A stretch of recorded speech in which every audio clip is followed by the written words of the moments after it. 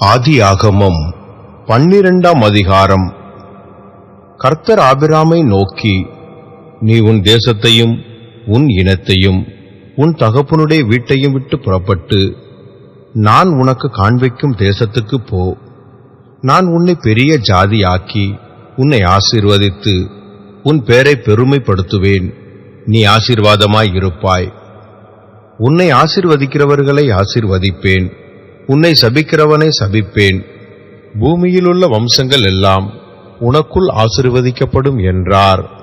கர்த்தர் ஆபிராமுக்கு சொன்னபடியே அவன் புறப்பட்டு போனான். லோத்தும் அவனோட கூட போனான். ஆபிராம் ஆரானை விட்டு புறப்பட்ட போது 75 வயதுள்ளவனாயிருந்தான்.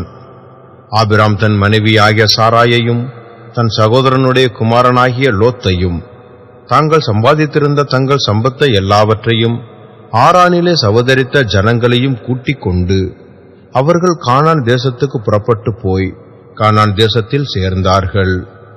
ஆபிராம் அந்த தேசத்தில் சுற்றித் திரிந்து சீகேம் என்னும் இடத்துக்கு சமீபமான மோரே என்னும் சம பூமி மட்டும் வந்தான். அக்காலத்திலே கானானியர் அத்தேசத்தில் இருந்தார்கள். கர்த்தர் ஆபிராமுக்கு தரிசனமாகி, உன் சந்ததிக்கு இந்த தேசத்தை கொடுப்பேன் என்றார்.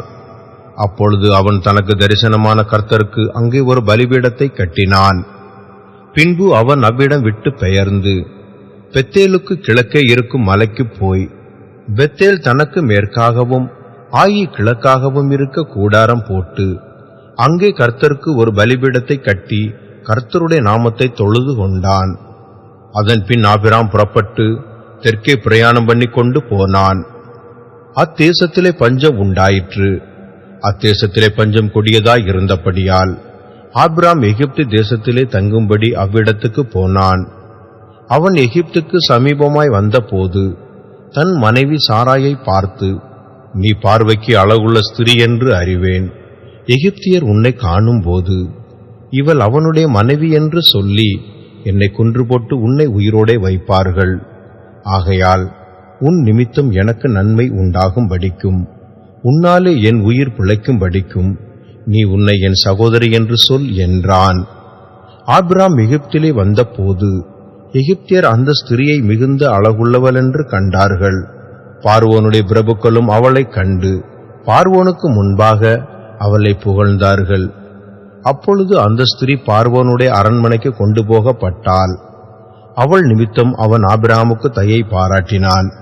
அவனுக்கு ஆடு மாடுகளும் கழுதைகளும் வேலைக்காரரும் வேலைக்காரிகளும் கோழிகை கழுதைகளும் ஒட்டகங்களும் கிடைத்தது.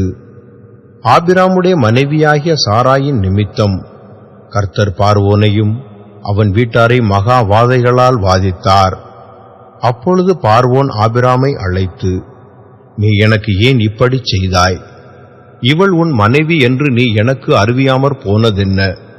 இவளை உன் சகோதரி என்று நீ சொல்ல வேண்டுவது என்ன? இவளை நான் எனக்கு மனைவியாக கொண்டிருப்பேனே.